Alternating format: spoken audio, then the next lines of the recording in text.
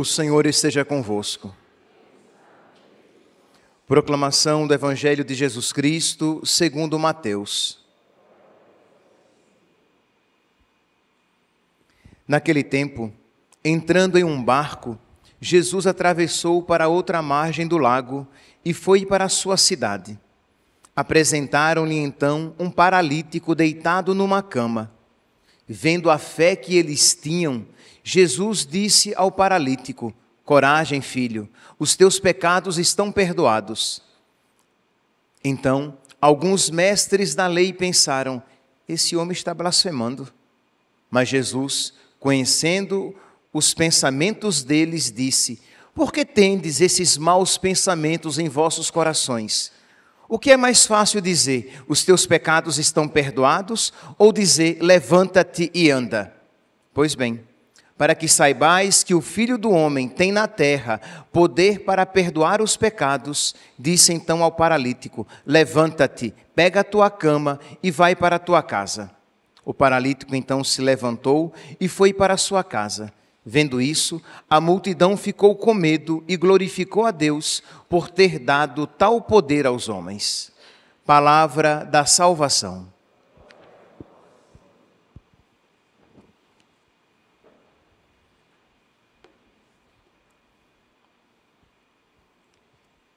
Caríssimos irmãos e irmãs, o pecado é infinitamente pior do que toda e qualquer doença. E é isso o que Jesus afirma categoricamente no Evangelho de hoje. Diz que ele se encontra com um paralítico que é trazido à sua presença e Jesus vê qual é a verdadeira necessidade daquele paralítico. Qual era a maior necessidade? Isto é, a absolvição dos seus pecados, a cura daquela doença verdadeiramente mortal. Por quê? Porque destrói a vida da graça, destrói a caridade e nos leva para o inferno. Então Jesus vê aquele paralítico e diz: filho, os teus pecados estão perdoados. Só que os mestres da lei começam a dizer que Jesus está blasfemando. Então, para Jesus mostrar que ele tem poder de perdoar os pecados, que ele é Deus, ele realiza a cura física. Mas percebe que a cura física é apenas para mostrar o que verdadeiramente importa, assim como todos os milagres de nosso Senhor apresentados no Evangelho têm como finalidade mostrar o quê? Que ele é o Messias esperado, que ele é o Filho do Deus vivo, que ele é o Deus verdadeiro, que ele e o Pai são um, que ele é Deus como o Pai. Então, aquelas manifestações de graças físicas, de graças para este mundo, são apenas para testificar o verdadeiro poder de nosso Senhor e a verdadeira necessidade que nós temos de um Salvador. Então, se nós quiséssemos aqui resumir e pegar apenas uma palavra para o significado principal deste Evangelho, o pecado é a pior das doenças. Por quê? Porque a sua consequência é a verdadeira morte, é a verdadeira desgraça. Porque você é cego, passou a vida inteira na cegueira, mas se você viveu na graça, quando você morrer, você terá a eterna visão de Deus. Lá não haverá mais nenhuma limitação. Lá não há choro, não há fome, não há dificuldade. É a eterna e perfeita felicidade. Você era aleijado, você era muito pobre, você teve muitos sofrimentos, mas você sempre é amigo de Deus. Você morreu, você terá a eternidade feliz. O problema, meus santos, que nós precisamos dizer a Deus: Senhor, eu creio, mas aumentai a minha fé. Porque nós cremos, mas não cremos tanto quanto deveríamos para que esta fé movesse o nosso interior e fizesse brotar a alegria daquela palavra de que se eu tenho Deus, eu tenho tudo. De que se vos possuo, nada mais me importa neste mundo. Como nosso Senhor disse, o que vale é o homem. O contrário disso é, o que vale é o homem ter tudo. Saúde perfeita, corpo perfeito, beleza perfeita. Quer dizer, perfeita entre aspas, né? Que nesse mundo nada é perfeito, né? Nós vamos fazer de conta que essa palavra é adequada para a vida neste mundo. Saúde perfeita, beleza perfeita, corpo perfeito, recompensa nos afetos, recompensa perfeita. Isto é, você tem uma vida muito boa. Mas depois desses 80, 90, 100, 110, crê em Deus Pai Todo-Poderoso, 120 anos na perfeição daquilo que este mundo pode oferecer, você terá a eternidade no inferno. De nada valeu. De que vale ao homem ganhar a vida inteira, né, ter tudo de bom, mas perder a sua alma. Então precisamos, meus santos, pedir a Deus que nos conceda a fé. Senhor, concede-me esta visão espiritual para que eu saiba que o que é verdadeiramente temível, do qual eu devo fugir, é o pecado, porque ele é que me leva à danação, à infelicidade eterna. E foi isso que Jesus viu, e foi esta graça que Jesus concedeu a este paralítico, mas graça essa que foi duvidada pelos mestres da lei. Pois bem, hoje estamos celebrando a memória de Santa Isabel de Portugal, que cria nessas realidades. Um exemplo de mãe,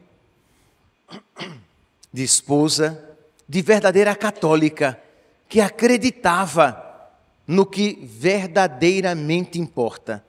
Santa Isabel nasceu no dia 4 de janeiro de 1271 e morreu no dia 4 de julho de 1336. Morreu com 65 anos. Ela nasceu na Espanha, mas com 11 anos ela foi enviada à corte de Portugal, porque ela iria se casar com Dom Dinis. Então imagine essa menina com 11 anos, que é retirada da sua família para cumprir a sua missão. Pois bem, na corte de Portugal ela cresce e ela sempre muito devota, católica, isto é, cresceu na piedade, no amor a Deus, e isso fez com que muitos olhassem para ela de uma maneira meio atravessada, porque ela era muito piedosa, ela era muito religiosa, ela era muito santa. E isso, quando os da corte diziam pejorativamente. Ela é muito santa, não precisa de tudo isso, né? Essa expressão, não precisa de tudo isso, é porta do inferno para muita gente, né? Por não precisar de tudo isso, muitos caem no inferno. Então, diziam que não precisava de tudo isso. E Isabel, já casada com Dom Dinis, que era um homem extremamente difícil, um homem muito dado à vida mundana, guiado e arrastado pela luxúria, né, pela busca desenfreada pelos prazeres carnais. Ele atraía muito claramente até, muitos sabiam, era sabidamente de todos, que Dom Dinis traía Isabel. Isabel, devotíssima, rainha, piedosa, de uma vida religiosa exemplar, cuidando dos pobres, inclusive dos leprosos, a quem fazia questão de, como a sua tia-avó, Santa Isabel da Hungria, daí ela traz o nome, Santa Isabel de Portugal, assim como a sua tia-avó lavara as feridas dos leprosos. Então, era uma pessoa de uma vida exemplar. E ela sabia que ela precisava fazer penitência, porque ela precisava salvar a alma do seu marido e a sua. Porque ela era traída, e ela sabia muito bem de que se ela não se agarrasse em Deus, a mágoa, a raiva, ou até mesmo o ódio poderiam tomar conta do seu coração. Então ela precisava, por meio da oração, da penitência, da caridade, vamos usar uma linguagem atual, né? Blindar o seu coração para que ele não se afastasse de Deus e ela não esquecesse do que verdadeiramente importa. E ela precisava fazer oração, penitência e caridade pela salvação daquele homem que lhe foi dado como marido, com quem ela constituiu uma só carne. Percebe aqui, meus santos, como o santo nos desbanca, como o santo nos constrange. Qual seria a sua atitude? Ou se você, infelizmente, estiver experimentando esta triste realidade de ser traído, de ser traída, qual seria ou qual está sendo a sua atitude diante da traição? E eu como fico? Estou sofrendo muito? Entendo, meus santos, pelo amor de Deus, nem de longe eu quero desmerecer o sofrimento da pessoa traída. Eu só quero lhe dar a oportunidade de você viver isso de uma maneira que santifique você e não que desgrace você ainda mais. Porque o diabo leva o seu marido para o inferno, ou a sua esposa, se for ela que estiver traindo. O diabo leva o seu marido para o inferno porque ele é adúltero e leva você para o inferno porque encheu o seu coração de ódio. Mas o diabo está feliz do mesmo jeito, porque ele levou os dois para o inferno. E às vezes, de quebra, leva até os filhos que você fez questão de colocar contra o pai adúltero. Está vendo o seu pai? Não vale nada. Está me traindo, está andando com aquela prostituta, está dando a ela o que poderia dar a vocês. E aí vai insuflando ódio no coração dos filhos. E o diabo está dando gargalhada com tudo isso, porque o que ele quer é, no fim das contas, levar todos para a perdição. Então precisamos ter a visão espiritual, que não é apenas a visão, a atitude que me levará para o céu, mas é inclusive a atitude que me dará condições de suportar tudo isso aqui na terra de uma maneira mais digna e mais salutar, de uma maneira que concorrerá para o bem de ambas as partes. Mas nós insistimos em dar ouvidos ao diabo e não dar ouvidos a Deus. Porque parece, mas só parece, que aquilo que o diabo propõe, por ser mais fácil, parece ser melhor, quando na verdade é terrível. E aquilo que Deus nos apresenta é mais difícil, mas na verdade é melhor. E Deus nos dará a graça. Não é que aquilo que Deus me apresenta é mais difícil e te vira nego. Olha, você deve fazer assim. Você deve viver isso. Te vira nos 30. Não é isso. Deus nos mostra o seu caminho. É verdade que é mais difícil, mas Ele não diz faça. Ele diz façamos. E a parte mais pesada sempre fica para Ele. Ele é bom, Ele é misericordioso, Ele não nos deixará sozinhos na batalha.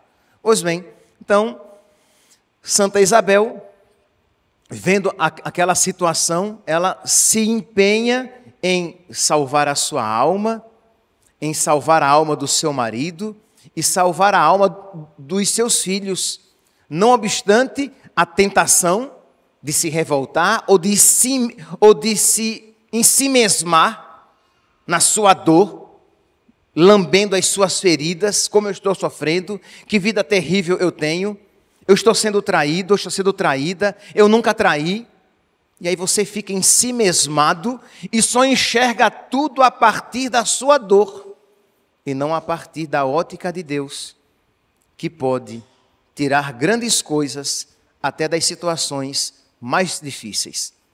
Acrescente-se a tudo isso ainda os conselhos externos dos pseudo-amigos, pseudo-amigas, dos falsos amigos e falsas amigas, que dizem: nossa, gente, você tão jovem, rainha, sofrendo desse jeito, não é justo.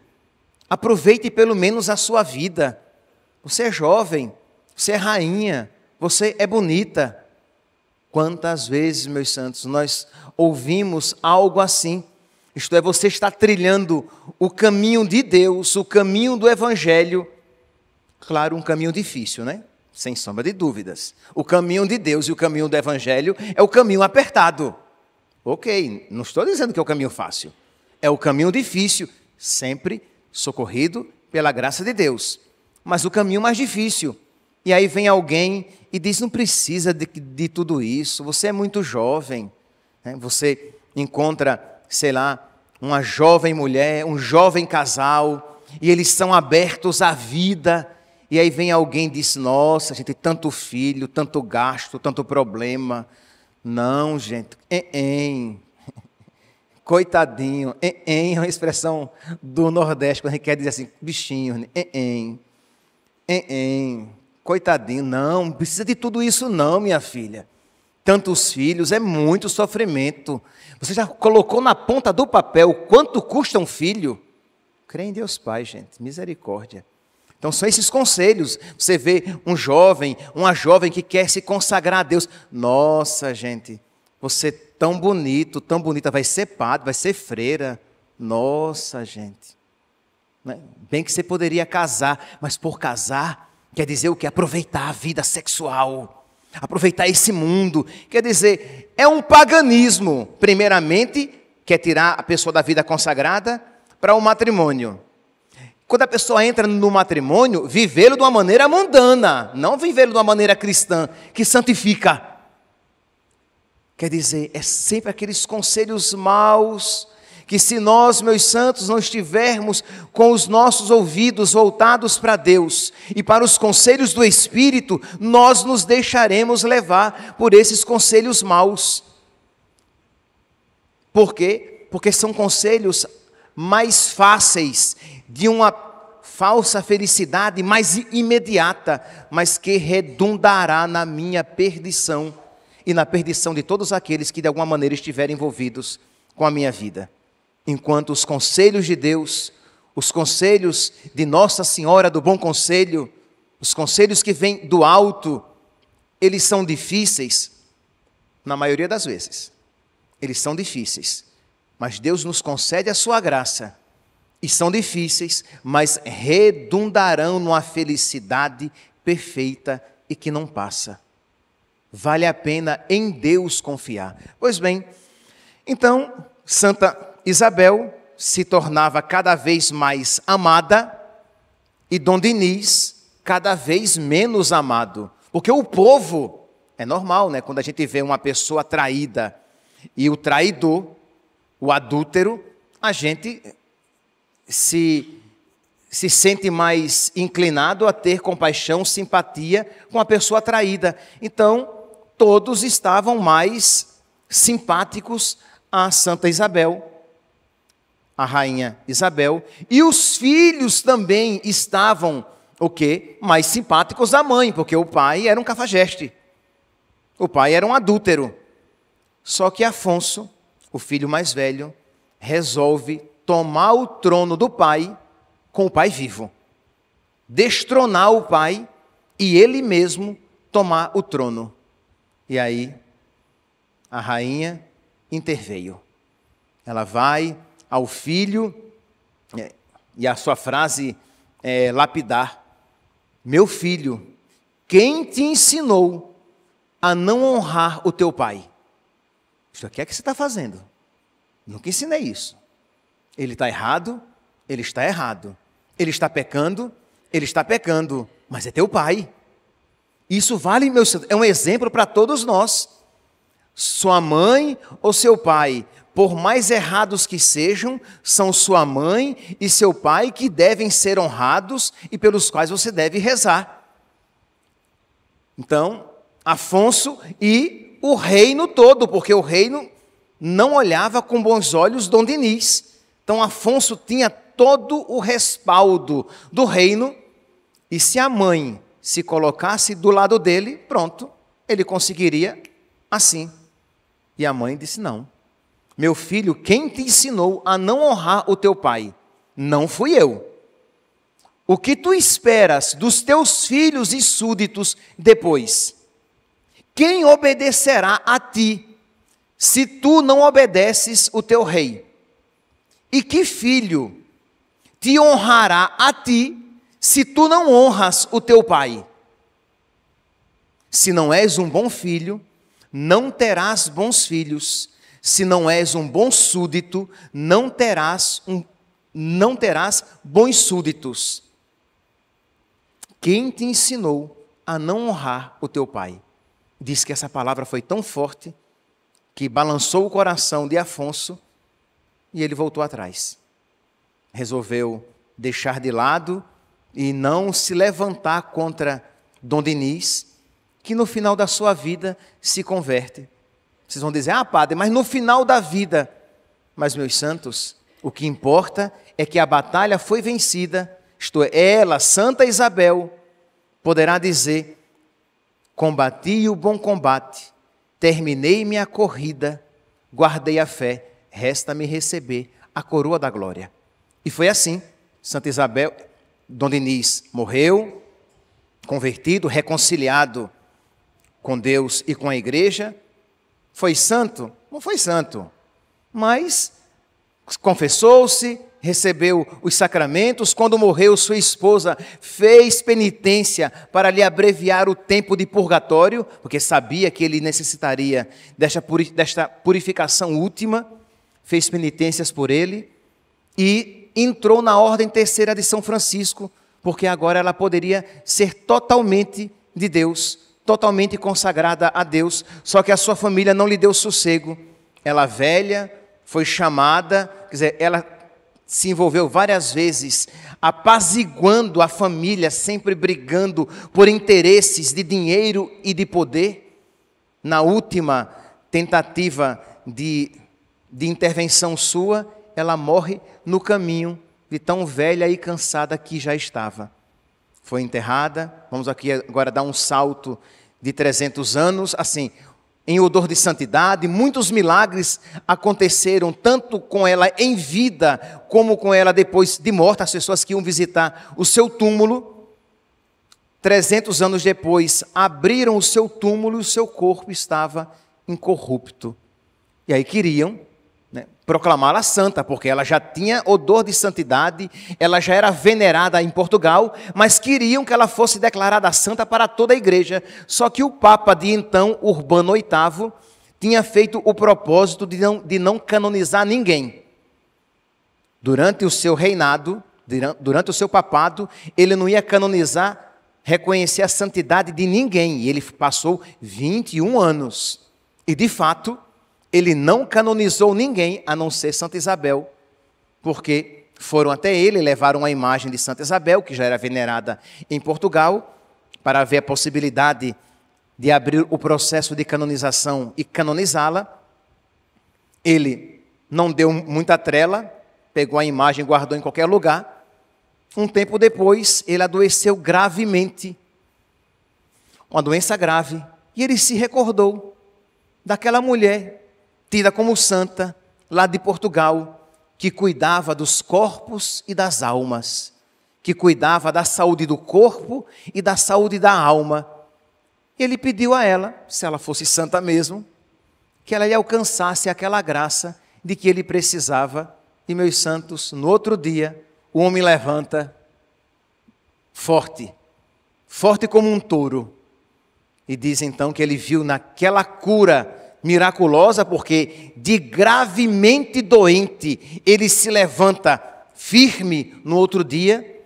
Ele abre todo o processo de canonização E no dia da canonização ele está lá entre os seus primeiros devotos. Meus irmãos, hoje então, neste dia de Santa Isabel de Portugal, nós podemos e devemos rezar pelas nossas famílias, para que elas não se esqueçam da finalidade espiritual que toda família tem. Pedir também a graça do perdão. Quando nós, meus santos, não perdoamos, nós nos envenenamos. O caminho da santificação de Santa Isabel, da sua salvação, passava ali também pelo perdão que ela precisava dar. Então peçamos a Deus que nos conceda a todos um coração generoso, um coração grande, para que nós sejamos mais dados ao perdão e para que nós tenhamos uma visão mais sobrenatural para todas as coisas. Louvado seja nosso Senhor Jesus Cristo. Para sempre seja louvado.